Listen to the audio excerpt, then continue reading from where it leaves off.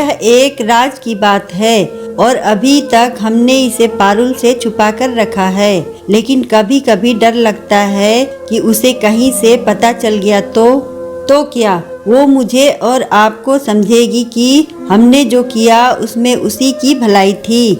संगीता की आंखों में डर नजर आ रहा था।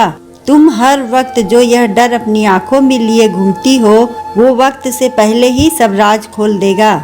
सही समय आने दो, फिर हम खुद पारुल को उसके जीवन का सबसे बड़ा राज बता देंगे। तब तक के लिए तुम खुद को संभालो। रजनीश ने संगीता के कंधे पर हाथ रखकर उसे शांत रहने को कहा। आप समझ नहीं रहे, वो दिन में 2-4 बार फोन करता है और बार बार एक ही बात करता है कि उसे पारुल से मिलना है। आज तो वो धमकी भी दे रहा था। अभी तो उसे पता नहीं है कि पारुल कहाँ है, लेकिन अगर उसने पता कर लिया और उसने सब बता दिया तो हमारी तपस्या बेकार हो जाएगी। संगीता की आवाज अभी भी कांप रही थी। अपनी परवरिश पर भरोसा रखो, वो कल आ रही है, फिर हम उसे सब बता देंगे। रजनीश ने चश्मा ठीक किया और फिर कमरे से बाहर चला गया।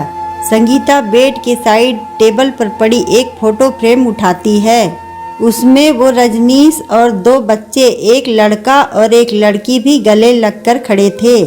संगीता दोनों बच्चों के ऊपर हाथ फेरती है और फिर लड़की के गालों को सहलाते हुए बोलती है, मुझे नहीं पता है कि तुम कैसे रिएक्ट करोगी जब तुम्हें पता चलेगा कि मैं तुम्हारी मम्मी नहीं मामी हूँ और यह मामा और बंटी तेरा कजिन। लेकिन मेरा भगवान जानता है कि मैंने हमेशा तुम्हें अपनी ही बेटी समझा और कभी ख्याल में भी यह नहीं याद था कि मैं मामी हूँ। लेकिन कुछ दिनों से वो आदमी कॉल करके मुझे यह एहसास करा रहा है कि मैं और रजनीश मामा मामी हैं और वो तुम्हारा पापा। संगीता की ननद दीपा की शादीशुदा जिंदगी में बहुत परेशान थी, लेकिन फिर भी दीपा सब कुछ सह रही थी। शादी के 5 साल बीत जाने पर भी बच्चा न होने के कारण पति मनीष और उसकी सास उसे बहुत सताते थे। बात यहाँ तक हो गई थी कि मनीष दूसरी शादी करने के लिए भी तैयार हो गया, लेकिन शायद किस्मत को रहम आ गया और दीपा ने एक दिन खुशखबरी सुना दी। सभी बहुत खुश हुए, लेकिन यह खुशी सिर्फ 3 महीने तक ही थी। जब दीपा ने सास को मनीष से यह कहते सुना कि डॉक्टर के पास ले जाकर लिंग परीक्षण कराओ, अगर लड़की हुई तो उसे वहीं गिरवा देना। दीपा के लिए वो रात बहुत ही लंबी और डरावनी थी। बहुत नानुकुर करने पर भी दीपा को सास और पति के साथ नर्सिंग होम जाना पड़ा। डॉक्टर ने लिंग परीक्षण से मना कर दिया। तब दीपा ने ही रोते हुए हाथ जोड़कर डॉक्टर से झूठ बुलवाया कि लड़का है, क्योंकि वो जानती थी कि सास किसी और डॉक्टर के पास ले जाएगी। तब क्या पता वो यह काम कर दे। अगर लड़की हुई तो वो लोग उसे पैदा होने से पहले ही मार देंगे। वंश आने वाला है जानकर मनीष और सास उसकी बहुत अच्छे से देखभाल करने लगे और सास जी तो उसे बिस्तर से ही उठने नहीं देती थी। लेकिन दीपा अंदर से डरी हुई थी कि बच्चा अगर लड़की हुई तो। वो दिन भी आ गया जब दीपा को अस्पताल ले जाया गया और वहाँ उसने एक प्यारी सी बेटी पारुल को जन्म दिया। लड़की हुई है यह सुनने के बाद मनीष और सास वहीं लड़ने लगे कि यह नहीं हो सकता। लेकिन जब उन्हें एक नर्स ने पूछा कि वो लोग इतने श्योर कैसे हैं, क्या आप लोगों ने लिंग परीक्षण करवाया था, मनीष और सास जी चुप हो गए, क्योंकि वो भी जानते थे कि उन्होंने गैर कानूनी काम किया है जिसकी सजा भी हो सकती है। दोनों माँ बेटा दीपा और बच्ची से मिले बिना ही अस्पताल से गायब हो गए। नर्स ने दीपा को आकर बताया तो दीपा बोली उसे अंदाजा था कि वो दोनों ऐसा ही कुछ करेंगे। उसने मायके फोन किया। संगीता और रजनीश तुरंत दीपा के पास आ गए। रजनीश ने मनीष को फोन किया तो उसने कहा कि वह दीपा और बच्ची को स्वीकार नहीं करेगा। वो दोनों उसके लिए मर चुकी हैं। जल्दी ही वो डिवोर्स के पेपर भिजवा देगा। एक बाप इतना क्रूर और पत्थर दिल कैसे हो सकता है। माँ ना बन पाने पर हमेशा मुझे बांझ अभागन, बंजर और भी न जाने क्या क्या कहा। और आज जब मैं माँ और वो पिता बना तो हमें छोड़ रहा है, अपनी बेटी को अपनाने से इनकार कर रहा है। जिस बेटी की इसने शक्ल भी नहीं देखी, एक दिन ऐसा जरूर आएगा कि यह उसी बेटी की शक्ल देखने के लिए छटपटाएगा। दीपा ने बेटी की ललाट पर प्यार किया और कसकर गले लगा लिया। संगीता और रजनीश दीपा और पारुल को अपने साथ ले आए, लेकिन दीपा ज़्यादा दिन ना जी सकी और पारुल को संगीता की गोद में देकर दुनिया से अलविदा हो गई। तब से संगीता और रजनीश मामा मामी से पापा मम्मी हो गए और यह बातें कभी किसी से भूल कर भी चर्चा नहीं की। पारुल अपने कजिन रुपेश के साथ बड़ी हो गई और अब बेंगलुरु में अपनी स्टार्टअप कंपनी की मालिक है। इधर पिछले कुछ दिनों से अचानक मनीष रोज संगीता को फोन कर रहा था कि उसे अपनी बेटी से मिलना है। उससे मिलकर बताना चाहता है कि उसका बाप रजनीश नहीं, वो है और वो जिंदा है।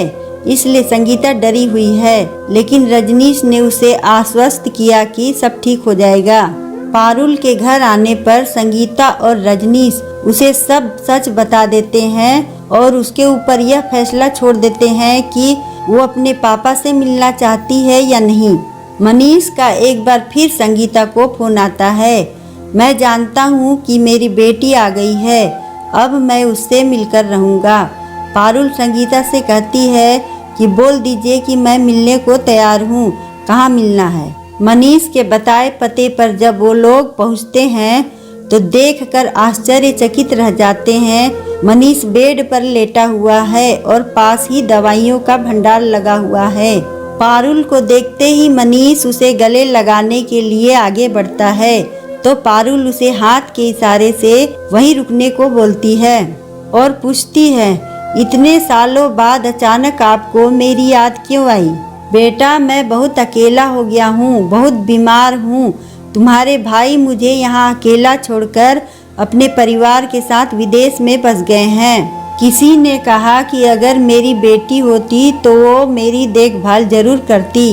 तब मैंने उसे गर्व से कहा कि मेरी भी एक बेटी है और अब वही मेरी देखभाल करेगी। अब तुम आ गई हो तो फिर बताओ कब मैं तुम्हारे साथ रहने चलूं? मनीष बात करते हुए बहुत उत्साहित हो गया था। कर्मा, आपने कर्मा का नाम सुना है मिस्टर मनीष जी? आज आपको उस बेटी की याद आई और जरूरत महसूस हुई जिसकी शक्ल भी आपने नहीं देखी। आप मुझे उसी दिन मार देते अगर आपको पता चलता कि माँ के पेट में मैं यानी लड़की है। जिन बेटों के लिए आपने मुझे और मेरी माँ को छोड़ दिया, उन्हीं ने आपको छोड़ दिया। इसी को कर्मा कहते हैं। मेरी माँ ने हमेशा पत्नी के रूप में आपके सब जुल्म सहे और माफ भी कर दिया, लेकिन माँ बनने के बाद अपनी बेटी के साथ आपके लिए नाइंसाफी को नहीं सह पाई और उसके दिल से एक ही बद्दुआ निकली थी कि जिस बेटी की इसने शक्ल भी नहीं देखी, एक दिन ऐसा जरूर आएगा कि यह उसी बेटी की शक्ल देखने के लिए छटपटाएगा। और आज यही हुआ। माँ जानती थी कि यह दिन जरूर आएगा, इसलिए उसने आपका सारा कच्चा चिट्ठा इस डायरी में लिख रखा था जो मुझे उनकी अलमारी से पिछले साल मिली थी। पारुल ने अपने बैग से डायरी निकालकर संगीता को दिया। यह एक राज की बात थी कि मुझे सब सच पता था, लेकिन मैंने आपसे राज रखा क्योंकि मैंने माँ को नहीं देखा। जब से होश आया, आप दोनों को ही मम्मी और पापा के रूप में देखा। कागज पर किसी का भी नाम हो, लेकिन मेरे लिए आप ही मेरे मम्मी पापा हो। उम्मीद है कि आपको जिंदगी का सबक मिल गया होगा और यह भी समझ आ गया होगा कि मैं आपकी बेटी नहीं हूँ और आगे से अगर मेरे मम्मी पापा को फोन करके परेशान किया तो पुलिस में कंप्लेंट कर दूंगी। पारुल ने गुस्से से मनीष को देखते हुए कहा और फिर वहां से चली गई।